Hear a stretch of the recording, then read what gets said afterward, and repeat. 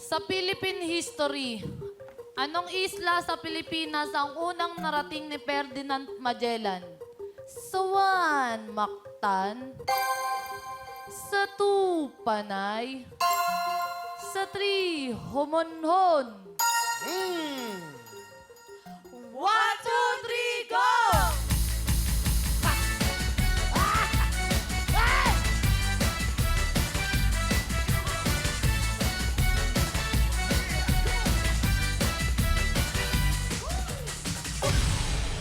Sigurado ako may winner.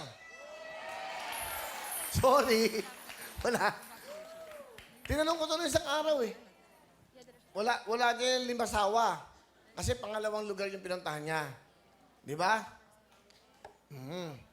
Mactan, sabi niya, number 1. Malalaman natin. Mang Victor, Mang Rolando. Mga panahon niyo yun eh. No? Magellan. Di ba? Mga ano, hindi maganda tayo, mga history. Si Magellan po, hindi Espanyol. Hindi Spanish. Sardines. Hindi siya, isa siyang Portuguese. Ngayon, yung king ng Portugal, lumapit siya. Pero hindi siya sinuportahan. Kaya pumunta siya sa Spain. I think si King, yung tatay ni King Philip, ang pinuntahan niya eh. The first. So, para alam niyo history. Ako, gusto ko malaman, bakit ba na... Okay, so... Ibig sabihin po, si Magellan hindi po siya Espanyol, ha? Ang sumuporta po sa kanya ay ang mga taga-Espanya. 3 galyon. Alam niyo ako, isang galyon, 3 barko. Pero walang isang taon eh. Napatay siya ni Lapu-Lapu. Pinatay siya ni Lapu-Lapu kasi si Lapu-Lapu ayaw niya magpa-conquer kay Magellan. Kasi nandito na siya sa Pilipinas noon.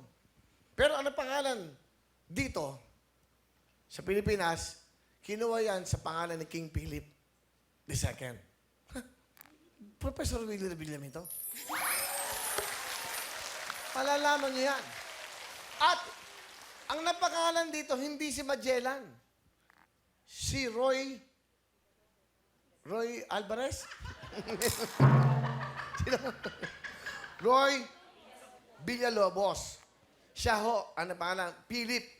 Ang Pilipinas dati, F-I-L-I-P-N-A-S. Pilipinas. Yun ang istorya ng Pilipinas. Intindihan nyo? O, yun ang history. Maganda yung tanong na to kasi tayong mga Pilipino, dapat alam ho natin ang history ng Pilipinas. So, si Magellan, 1521, hindi siya inabot. Pagkatapos yan, ilang taon tayong kinonquer o in-invade ng kinonquer ng mga Espanyol? 377 years, I think, o 330, tama? Parang ganon. Ganong katagal. Pagkatapos yan, dumating naman ang mga Amerikano. Para alam nyo, 47 years yata tayo tama? Galing ha? 47. Tapos, umalis. Dumating naman ang mga Hapon. Ilang taon tayong kinongkan ng Hapon? 4 na taon lang. 1941 to 1945. 1946, July 4, 1946, nagkaroon po ng Independence Day ang Pilipinas. Professor! Dapat alam natin lahat yan. Tanungin niyo ako. Tanungin niyo ako sa mga encyclopedia to. So, dapat meron tayong mga ganyan. It's not about trivia, it's about history. Okay, so alam niyo na. Tapos, binigay sa atin ng mga Amerikano ang kalayaan noong July 4, I think 1946. Google ang utang nito. I-Google nyo, Wilfredo Revillame, walang nakalagay. Yan ang mga dapat nyo nalalaman kasi tayong mga Pilipino, alam natin yun. Ang history. Okay. Ang EDSA dati, ano ang EDSA? Bakit Highway 54? O yan. Sino sumagot no? Ano, halika. Halika. Ang EDSA dati, ano ang pangalan? Highway 54. Bakit? It is 54 kilometers. Bigyan ng jacket dyan!